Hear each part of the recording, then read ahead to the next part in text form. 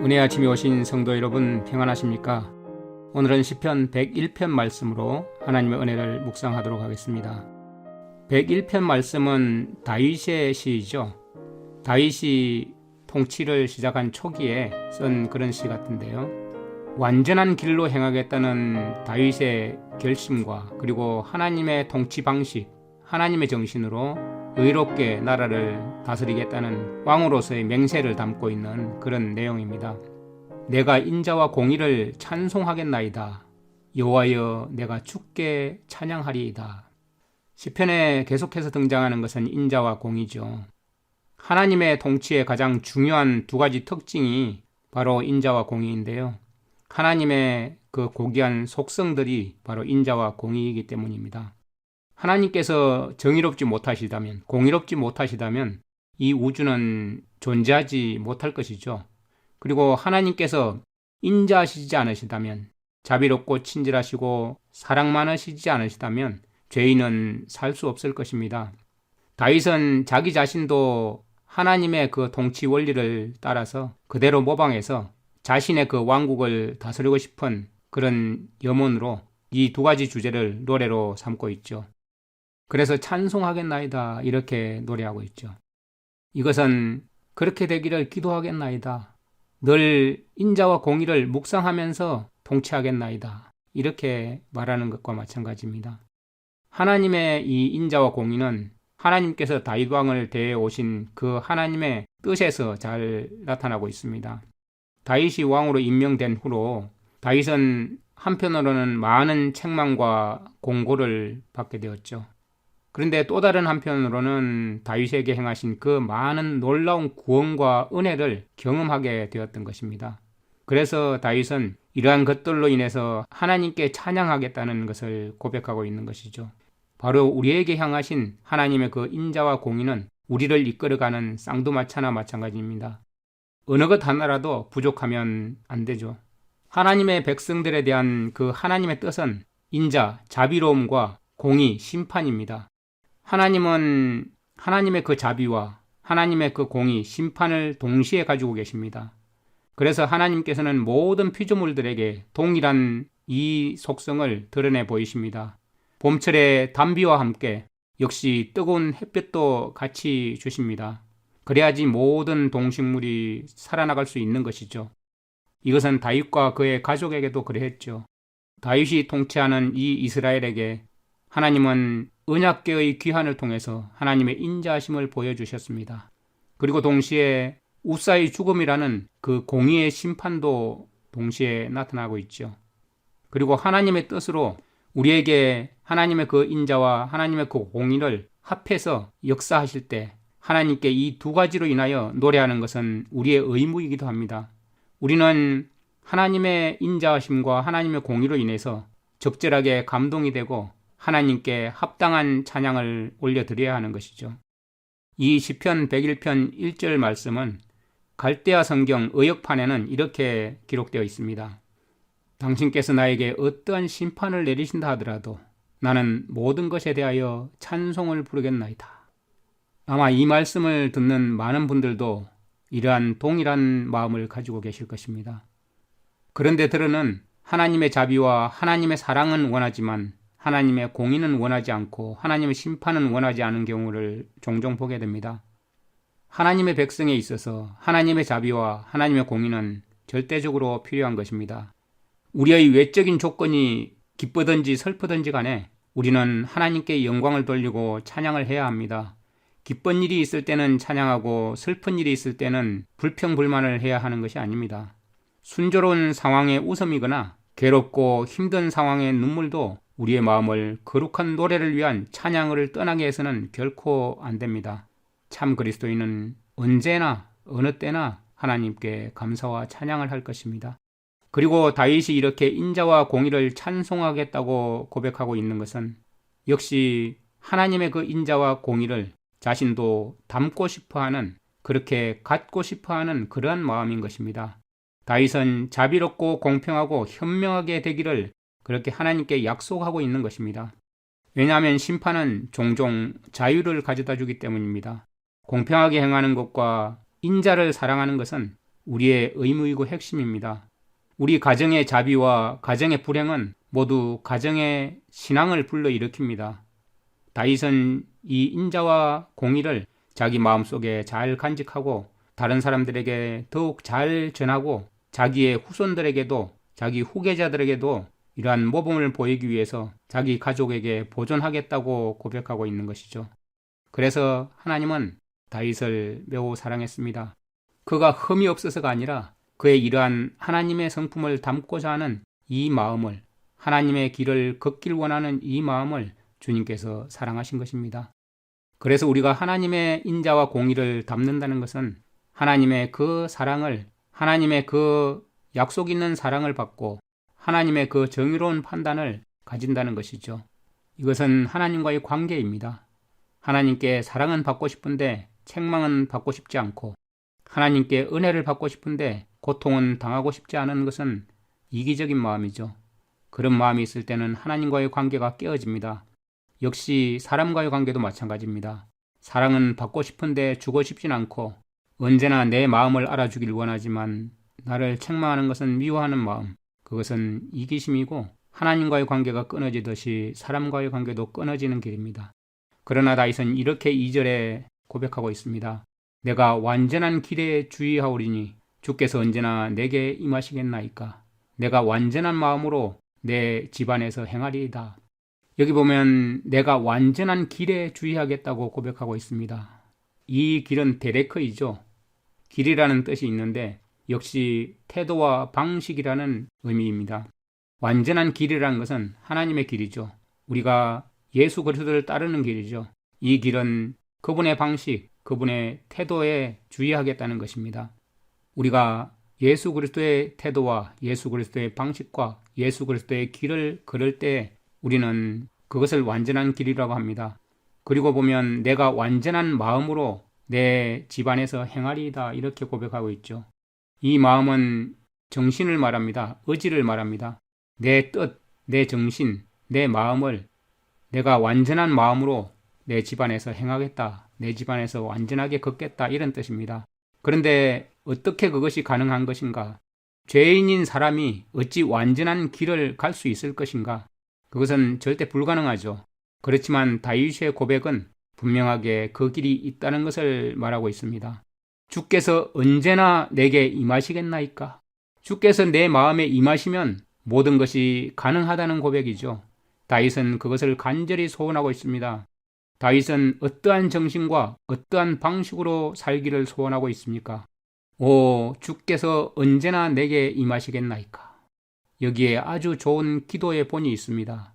우리가 주님께서 우리에게 임하시면 완전한 그 주님의 길, 주님의 방식, 주님의 태도를 주의해서 가게 되고 주님의 정신, 주님의 마음으로 언제나 걷게 된다는 것입니다. 사람이 자기 집을 가지고 있을 때는 하나님께서 임하셔서 그 집에 함께 계셔 주기를 기도하는 것이 당연한 것입니다.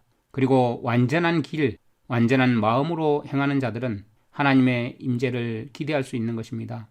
사무엘상 18장 14절에 보면 다윗에 대한 기록을 볼 수 있습니다. 다윗의 목적과 다윗의 기도가 얼마나 정확하게 응답받았고 또 그렇지 않았을 경우에는 얼마나 공허했겠는지를 우리는 발견할 수 있습니다. 다윗은 자신이 목적했던 것과 같이 모든 일에 지혜롭게 행했고 다윗이 기도한 것과 같이 여호와께서 그와 함께 계셨습니다. 우리는 완전한 길을 가려면 바로 완전한 길이신 주님과 동행해야 합니다. 그분의 방식과 그분의 태도와 그분의 길을 걸어야 하는 것입니다. 완전한 마음으로 완전한 정신으로 주님 앞에 나가야 하는 것입니다. 그때 주님의 임재를 우리는 기대할 수 있고 그 주님의 임재가 있을 때 완전한 길과 완전한 마음으로 주님 앞에 나갈 수 있고 그것이 바로 인자와 공의를 찬송하는 자의 그러한 삶인 것입니다. 이것이 그리스도인의 완전입니다. 그리고 뒤에 보면 더 자세하게 어떠한 완전한 길을 걸을 것인지의 결심을 나타내주고 있죠. 나는 비루한 것을 내 눈앞에 두지 아니할 것이요 배도자들의 행위를 미워하니 이것이 내게 적붙이지 아니하리이다. 사특한 마음이 내게서 떠날 것이니 악한 일을 내가 알지 아니하리로다. 이렇게 고백하고 있죠. 여기 보면 비루한 것을 내 눈앞에 두지 않겠다고 고백합니다. 이 비루한 것이라는 단어는 벨리알이라고 해서 벨리알의 것이라는 것입니다. 이 단어의 뜻은 무가치한 것, 파멸될 것이라는 뜻인데요. 벨리알의 것은 무가치하고 파멸될 것입니다. 세상의 눈에 보이는 것입니다. 곧 불타버려 없어질 것들입니다. 그런 것들을 내 눈앞에 두지 않겠다고 다윗은 고백하고 있죠. 온전하게 살기 위해서 버려야 할 것이 있다는 것을 고백하고 있는 것입니다. 그것을 세 가지로 표현하고 있죠. 벨리알의 것, 무가치하고 파멸될 것, 비루한 것을 눈앞에 두지 않겠다는 고백이고, 또한 두 번째는 배도자들의 행위를 미워한다고 표현하고 있습니다. 하나님을 배도하는 그 행위를 미워하는 것이죠. 그것들을 조금도 내게 접붙이지 않겠다, 이런 말로 표현하고 있습니다. 그리고 세 번째는 사특한 마음을 내게서 떠날 것이니 악한 일을 내가 알지 아니하리로다.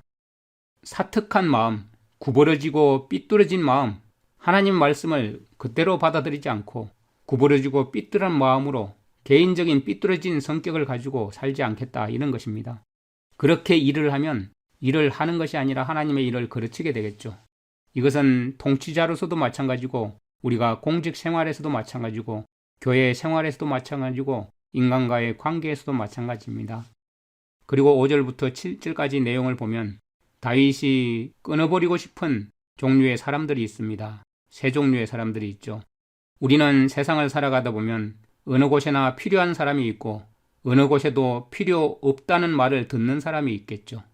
그리고 모두가 좋아하고 가까이 하고 싶은 사람이 있고 모든 사람이 꺼려하고 피하는 사람도 있습니다. 여러분은 어떤 종류의 사람이십니까?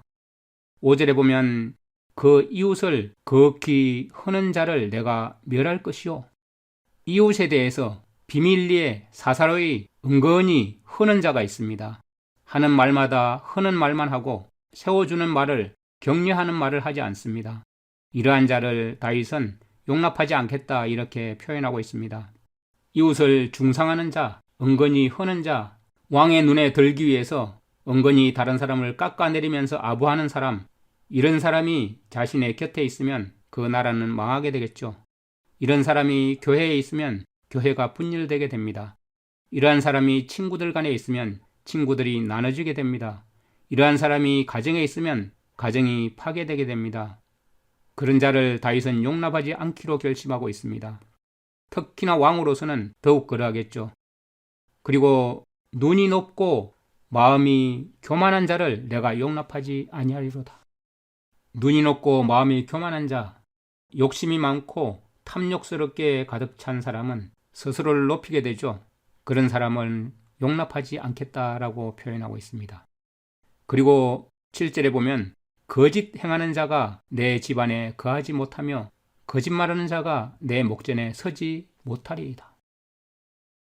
거짓을 도모하는 자는, 거짓으로 자기의 자리를 차지하고 싶어하는 자는 결코 자기의 신하로 쓰지 않겠다고 다윗은 결심하고 있죠. 혹시 실수로 그러한 자를 신하로 썼다 해도 내 눈앞에 서지 못하게 하겠다, 이렇게 쫓아내겠다, 이렇게 말하는 것입니다. 참이신 하나님은 참된 것을 원하십니다. 거짓은 그 앞에 설 수가 없는 것입니다. 그래서 6절에 보면 내 눈이 이 땅에 충성된 자를 살펴 나와 함께 거하게 하리니 완전한 길에 행하는 자가 나를 수종하리이다.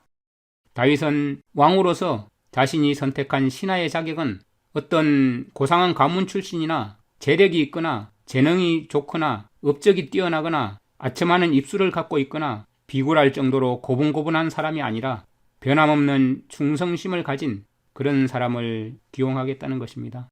하나님께 대한 신실성을 가지고 있는 사람을 자신이 선택하겠다는 것입니다. 이 땅에 충성된 자를 자세히 유심히 살펴서 나와 함께 거하게 하겠다. 완전한 길에 행하는 자가 나를 수종하리라. 다윗도 내가 완전한 길에 완전한 방식과 완전한 태도에 주의하겠다고 고백했었죠. 그리고 완전한 마음으로 완전한 정신으로 행하겠다고 고백했었죠. 역시 동일하게 하나님께 그러한 마음과 그러한 태도와 그러한 방식으로 그러한 정신으로 주님 앞에 나가는 자를, 그러한 충성된 자를 자기를 수종드는 신하로 삼겠다, 그런 자를 기용하겠다, 이렇게 고백하고 있는 것입니다. 8절에 보면 아침마다 내가 이 땅의 모든 악을 멸하리니 죄악 행하는 자는 여호와의 성에서 다 끊어지리로다. 아침마다 악인을 멸하리니, 악이 암흑의 그늘에서 그 싹을 드러내는 족족 빛과 같은 공의의 광선에 의해서 멸망당할 것이라는 뜻입니다. 하나님은 인자와 공의를 갖고 계십니다. 그래서 항상 자비를 베푸시는 것이 아닙니다. 어떤 흑암에서 악의 싹이 돋아날 때 강렬한 공의의 빛은 그 싹을 녹여버릴 것입니다. 진리의 빛은 그것을 녹여버립니다. 거짓은 진리 안에서 완전히 녹아버립니다. 아침마다 내가 이 땅의 모든 악인을 멸하리니, 고대 풍속에는 아침마다 재판을 하면서 그 재판 과정에서 처리되는 그런 모습을 지금 연상하고 있는 말입니다. 아침마다 내가 이 땅의 모든 악인을 멸하리니 재판을 해서 판결을 해서 끊어내겠다는 것이죠. 죄악 행하는 자는 여호와의 성에서 다 끊어지리로다. 예레미야 21장 12절에 보면 아침마다 정의롭게 판결하여 탈취당하는 자를 압박자의 손에서 건지라. 스바냐 3장 5절에도 이런 말씀이 있습니다. 여호와는 의로우사 불의를 행하지 아니하시고 아침마다 빠짐없이 자기의 공의를 비추시거늘. 다윗은 여기서 거짓을 도모하는 자는 결코 자기 곁에 있도록 두지 않겠다는 것입니다. 그를 쓰지 않겠다는 것입니다. 혹 실수로 그를 받아들였다고 해도 금방 쫓아내고 말 것이라는 것입니다. 악이 지속되는 것을 절대로 용납하지 않을 것이라는 것이죠. 악이 그 모습을 드러내자마자 이 공의로 그를 멸할 것이라는 것이죠. 분명한 것은 이 다윗의 이 결의가 제대로 그대로 지켜졌다면 다윗은 사무엘하 23장 3절 4절에 표현된 것처럼 칭송받을 만한 고귀한 왕이 되었을 것입니다. 역시 우리 개인의 삶과 우리 교회의 모습도 이러한 정결함과 결의가 유지되는 것이 필요한 것입니다. 하나님의 인자심과 하나님의 공의는 동시에 필요한 것입니다. 그래서 지금 우리의 대제사장 되신 예수 그리스도께서 지성소에 서셔서 우리를 위한 인자와 공의를 베풀고 계십니다. 우리에게 아직 은혜의 기간이 존재하고 있는 것은 그분의 그 공의가 현재도 집행되고 있다는 것과 마찬가지입니다. 하나님의 심판은 지금 현재 지나가고 있습니다. 이 시간은 우리에게는 은혜의 시간이라는 사실입니다. 이 인자와 공의가 우리에게 주어져 있는 동안 우리는 주님 앞에 겸허히 무릎 꿇고 비천한 것을 눈앞에 두지 않겠습니다. 벨리알의 것은 우리 눈앞에, 무가치한 것, 파멸될 것은 우리 눈앞에 두지 않겠습니다. 사악한 자의 마음을 품지 않겠습니다. 악한 일을 행하지 않겠습니다. 이렇게 고백하면서 이웃을 극히 흐는 자, 눈이 높고 마음이 교만한 자, 거짓 행하는 자를 가까이 하지 않는 주님의 백성으로 주님의 완전한 길, 주님의 그 방식과 주님의 그 태도를 주의하면서 주님의 정신으로 날마다 걸어가는 그리스도인의 완전한 길에 서 있는 저와 여러분 되기를 간절히 바랍니다. 내가 인자와 공의를 찬송하겠나이다. 여호와여 내가 주께 찬양하리이다. 이 고백이 우리의 고백이 되기를 원합니다. 언제나 주님의 인자와 주님의 공의를 날마다 찬송함으로 주님의 성품을 노래하고 주님의 법칙을 따르면서 우리도 또한 인자와 공의를 가진 자로 살아갈 수 있는 자들이 될 수 있도록 주님 인도하여 주시옵소서. 언제나 완전한 길에서 주의하면서 완전한 정신으로 살아가기를 간절히 바라면서 이것은 주님의 임재가 있을 때 가능한 것이오니 주님의 임재가 날마다 저희와 함께하여 주시옵소서. 날마다 주님의 임재가 함께하여 주시옵소서. 그리하여 모든 벨리알의 것들을 눈앞에 두지 않고 배도한 행위와 사특한 마음을 갖지 않고 악한 일을 하지 않는 가운데 주님의 의를 이루고 주님의 인자와 공의를 세상에 나타내는 자로 살아갈 수 있도록 인도하여 주시옵소서. 예수님의 이름으로 감사하며 기도드립니다. 아멘. 시편 101편. 내가 인자와 정의를 노래하겠나이다. 여호와여, 내가 주께 찬양하리이다. 내가 완전한 길을 주목하오리니 주께서 어느 때나 내게 임하시겠나이까. 내가 완전한 마음으로 내 집안에서 행하리이다. 나는 비천한 것을 내 눈앞에 두지 아니할 것이요 배교자들의 행위를 내가 미워하오리니 나는 그 어느 것도 붙들지 아니하리이다. 사악한 마음이 내게서 떠날 것이니 악한 일을 내가 알지 아니하리로다. 자기의 이웃을 은근히 헐뜯는 자를 내가 멸할 것이요 눈이 높고 마음이 교만한 자를 내가 용납하지 아니하리로다.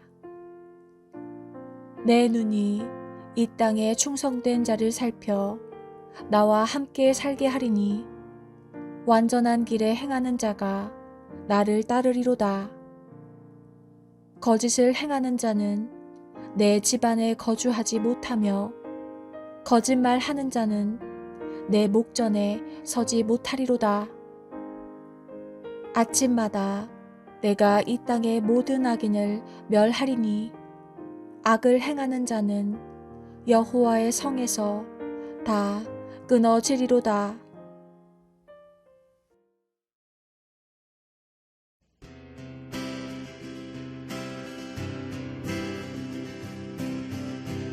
이 바람이 갈 길을 막아도 나는 가리 주의 길을 가리 눈보라가 앞길을 가려도 나는 가리 주의 길을 가리 이 길은 영광의 길 이 길은 승리의 길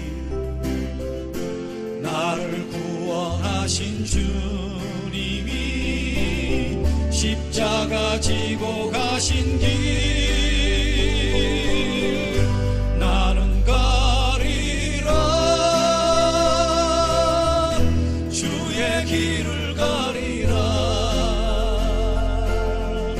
주님 발자취 따라 나는 가리라 나는 가리라 주의 길을 가리라 주님 발자취 따라 나는 가리라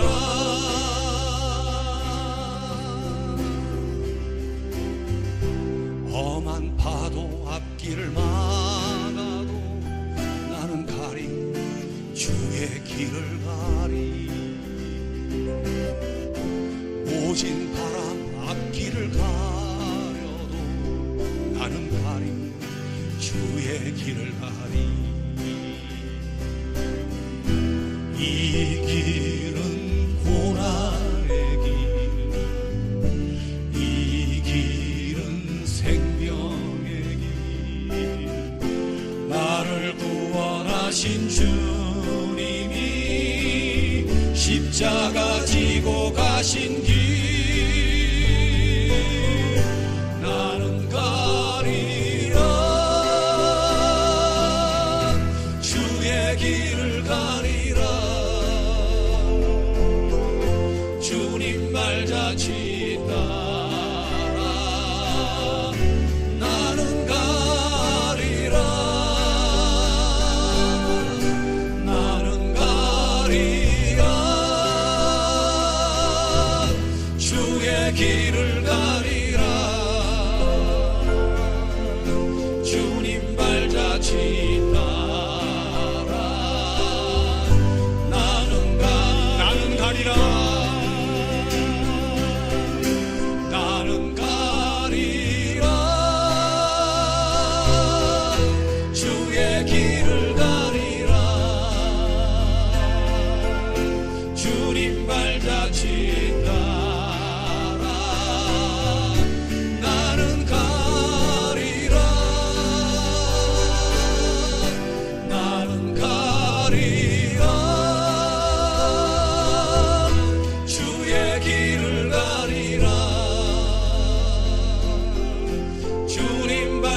지다